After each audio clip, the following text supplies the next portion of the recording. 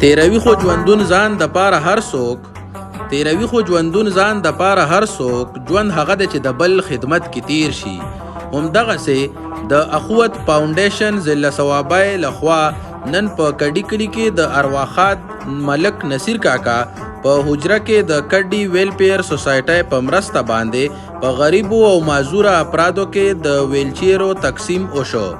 دې غونډې ته د اخوت فاونډیشن ثوابای د ایریا منیجر فیاض حسین، برانچ منیجر صفدر خان او یونټ منیجر ارزش خان ګډون وکړو.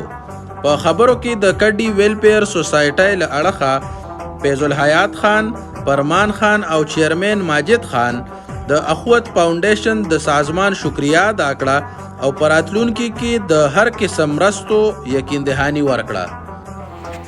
بسم الله الرحمن الرحیم.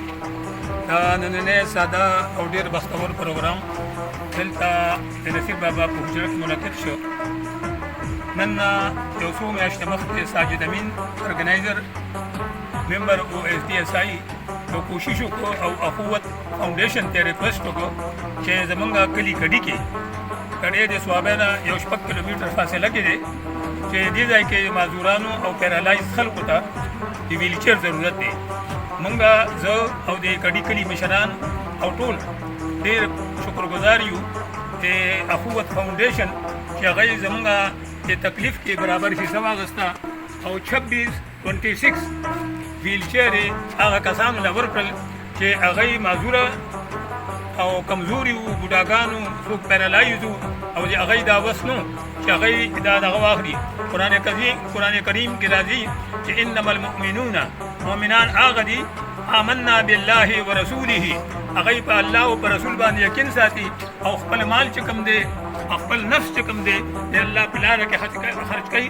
په سوره حجرات آیت نمبر 15 کې دا خصوصي حکم دی د مؤمنانو لپاره. اخوت فاونډیشن د الله نور مستحکم کی او د دې کړي چې کوم دا 26 کسان دی فیسیلیټیټ کړل دی به تم دعا کوي.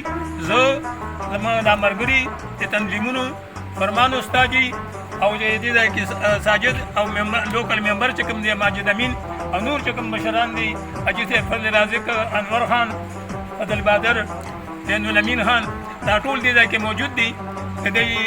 د ټولو طرف نه زه شکریا ادا کوم. الله دې له نورم توفیق ورکړي او موږ به ورسره باقاعده کوارډینیشن کوو.